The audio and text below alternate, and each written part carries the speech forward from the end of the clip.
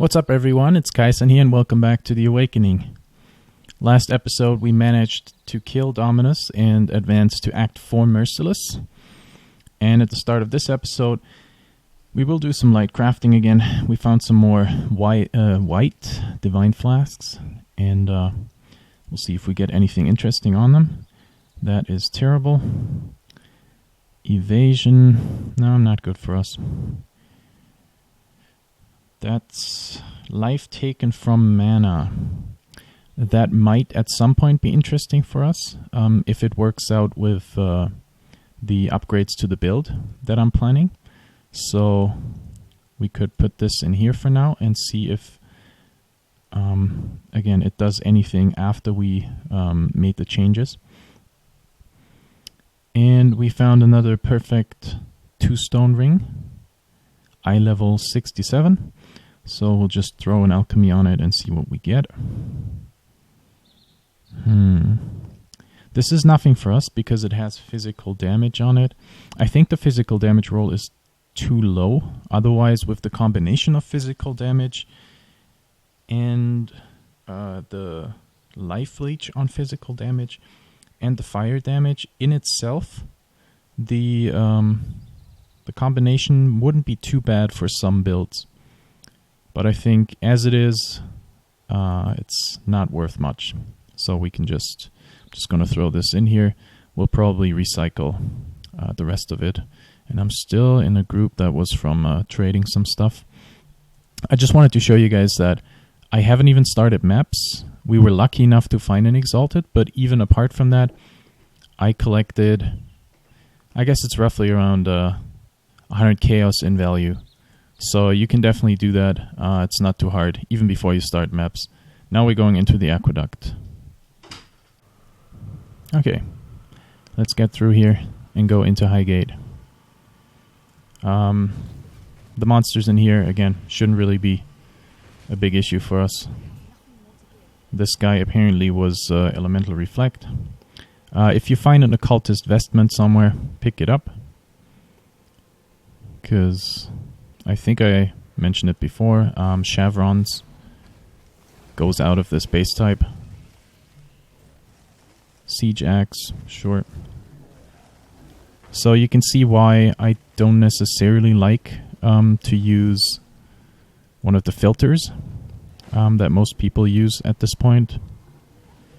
Because I want to make sure that I don't miss those white items.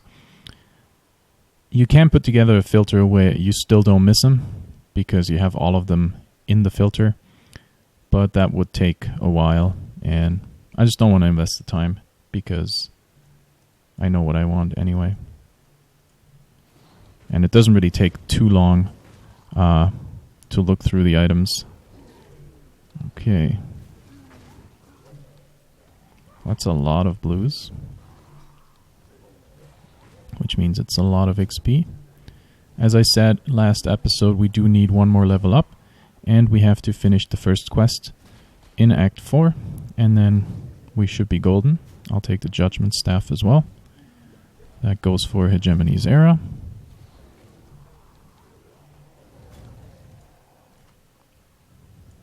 Alright.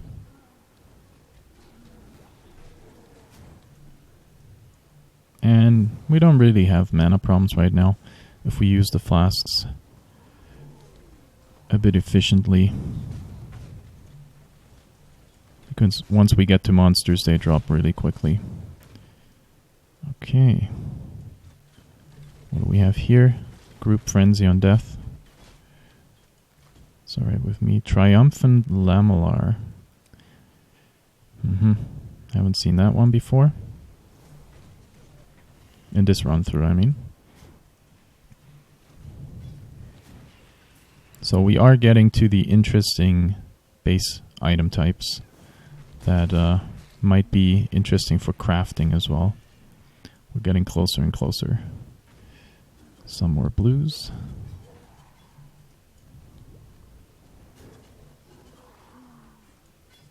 Okay. Wow, that's a lot of them.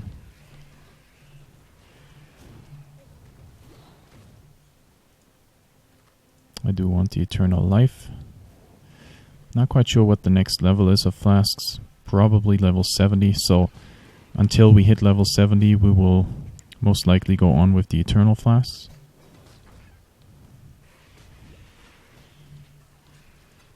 Alright, another siege axe.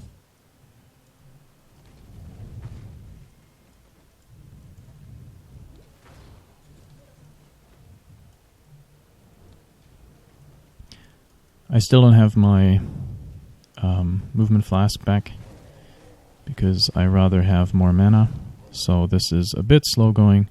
We can't really rush from one group to the next, but I'm fine with it. Okay. If we can't take the scepter, we will. And this should be the end of the area, which means we get the boss right here. Yep.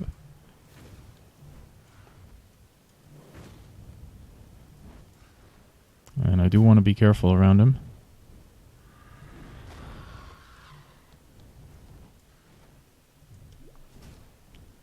Let's try it out with my flask but up. Okay, we got him anyway. I'll take the helmet, another divine life. And that's all we need from here. Wait, there was another scepter? Oh, we didn't even pick up the scepter. Okay. I might have mentioned it before. We're just gonna run through the rest of the mobs. If you have your inventory up and you have something on your mouse, you can... Whoa, okay, I kind of don't want to run through this. I want to kill all of those because that's such a juicy pack. Don't really see that too often.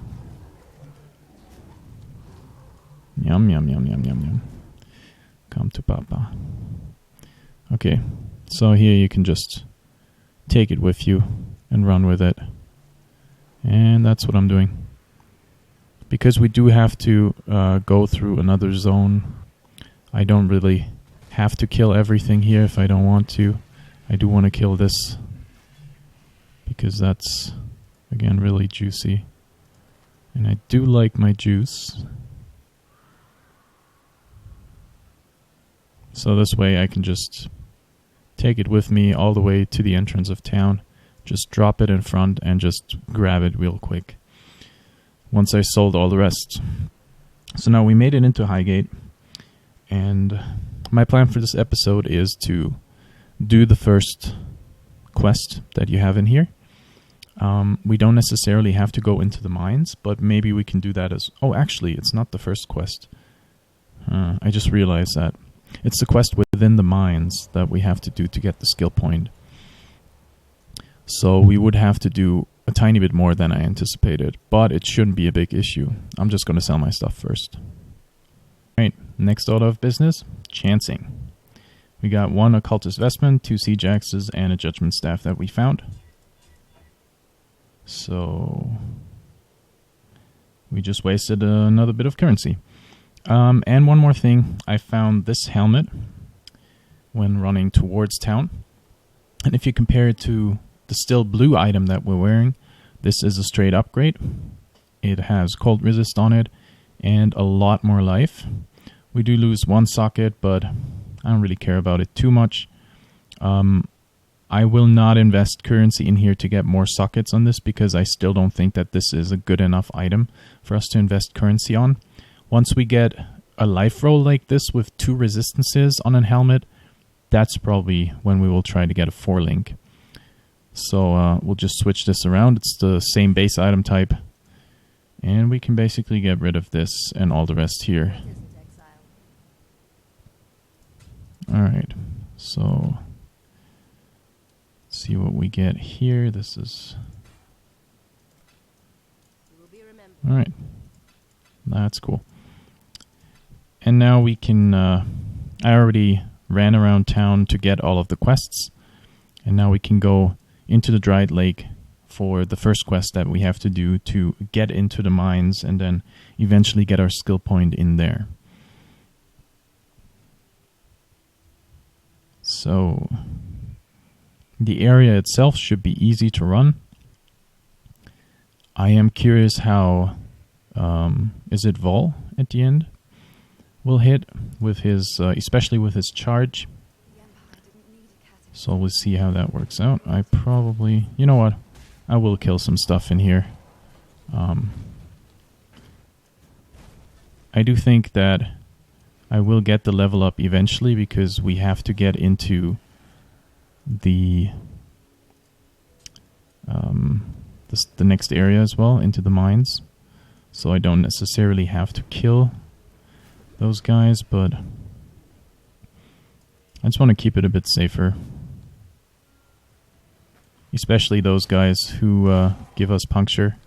It might be a good idea to get rid of them before we move on. The rest is not that dangerous. There are some archers, and I'm still not a fan of archers, but it's all good. We'll get the 30 topaz. Oh, Heralds of the Obelisk. Okay. I don't think we have seen those. Okay, this is actually a pretty dangerous one, because those guys will follow me, so that means I just have to kite back. The more I kill, the more of those obelisks will appear, and the more dangerous it will get. And I have to kill the entire group before the obelisks disappear. As you can see here, that was the last one.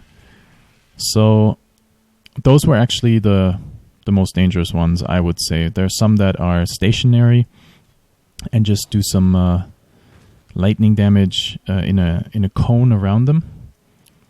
So if you see Herald of the Obelisk, be aware that it could potentially be dangerous for you and could potentially follow you around the map. But still, it shouldn't be a big issue. Especially not if you do have maxed resistances, which at this point you most definitely should have. What do we have here? Nothing in particular. Okay, I will position a bit better, and then we can just burn them all down. Alright. Cool, cool, cool. We do have another scepter.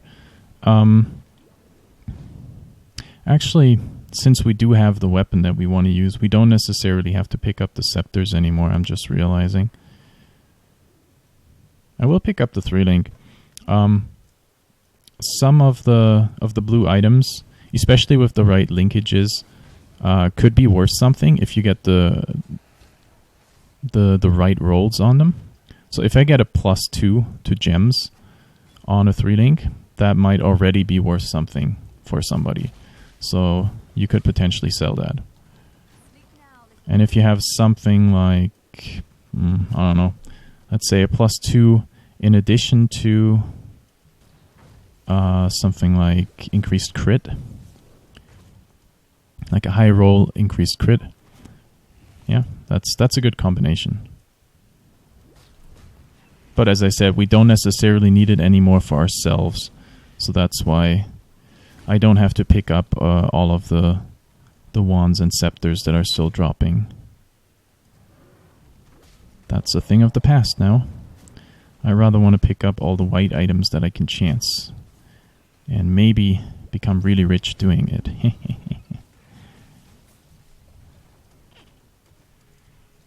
Oh, hello blues. How we doing today? This area, by the way, is used by a lot of people to level their characters because it is very easy to run. I am going pretty slow right now, but you can go, especially if your character is a bit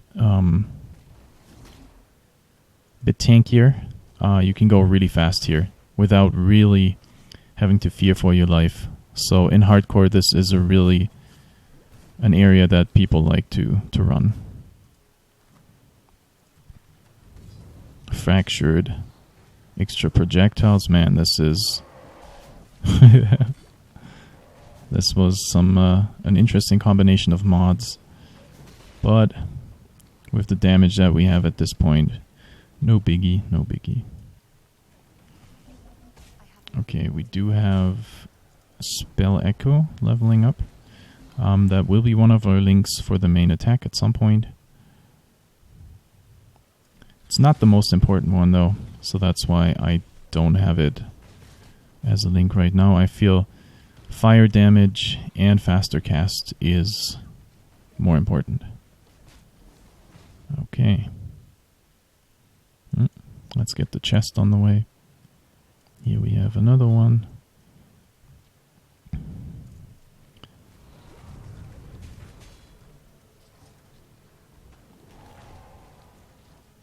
Alright, this is really good XP in here. Powerful crits. We don't really want them around us. So we are almost at the level up. And we might even get it while fighting the boss. I'm still not sure whether his minions do give us XP or not.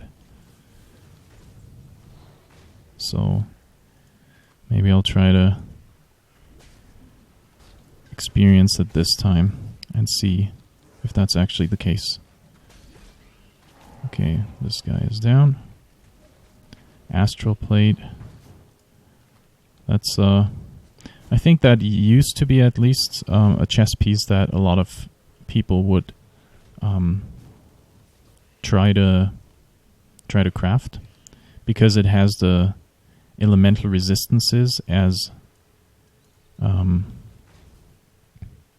implicit value, which is, if you compare it to many others, it is actually really, really good. So that opens you up for items in other slots that don't necessarily have to have elemental resistances on it. What do we have here? Increased crit strikes. Okay. That means we're taking you down really fast. Man, that's a lot of monsters in here. Yeah, just come to me, come to Papa.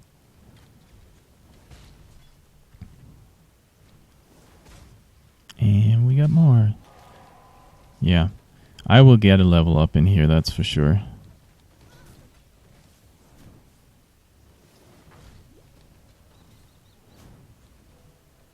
Okay, so what do we want from this? Transmute, Siege Axe, and this, yes. Alright, so I think we should be close to Vol. The area where you meet him is always at the edge of the map, as far as I experienced so far. So you just have to go along, and at some point you will run into him for sure. So that means that we've been a bit unlucky this time, because we still haven't seen the encampment where he is. That's a decent cold ring. Just gonna work around this a bit. Alright. So we can pick up this one. Let's get those two.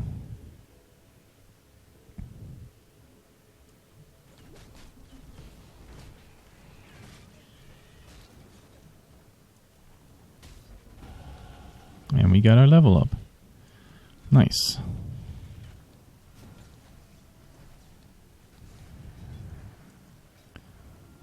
So if we actually look at the passive skill tree, whoops, let's go up here. I do want to get this intelligence node, and then we need 2 more to get to Ghost Reaver, and another 2 to get Eldritch Battery and Ghost Reaver, and that is the main priority for us right now. And what I will do, once we get 1 more point, I will refund intelligence, dexterity, intelligence here, because we don't necessarily need mind over matter to start maps, but it would be really beneficial for us to have both Eldritch Battery and Ghost Reaver in combination with Sybil's Paw, the weapon that we bought. That will, or should, in theory, make it very easy for us to run maps. Okay. So maybe I was not right, because I pretty much went all the way around and I haven't found the encampment that I was looking for, so... Oh, whoa. Okay. This guy apparently hits pretty hard. Yep, he does.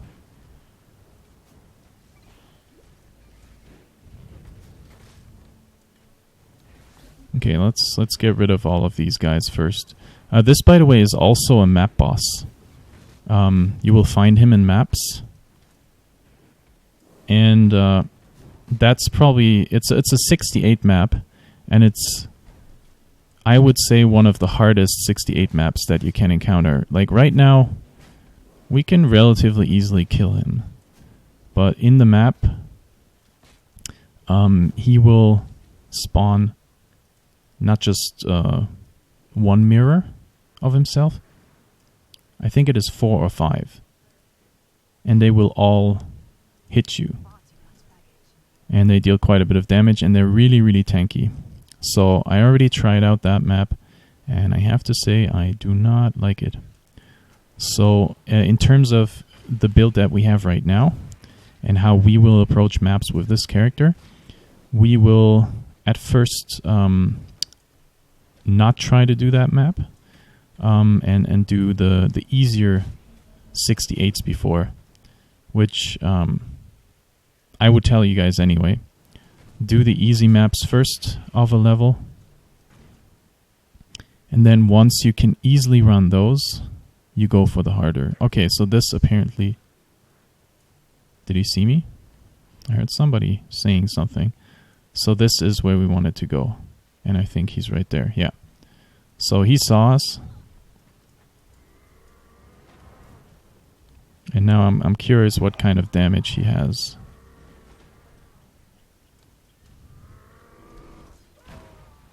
Well, that didn't hit. Okay, that's not too bad. I thought that might be way rougher. So we already have him down to half. I have to be a bit careful with the archers. I'll probably get my buddy back up here, take down all of these guys, and make sure that he's not hitting me with his charge and his slam. Ideally, okay, he's getting more buddies up. Oh, okay. That could have been really dangerous. Okay. Well, I do have to evade a bit here. Otherwise, this might get dangerous.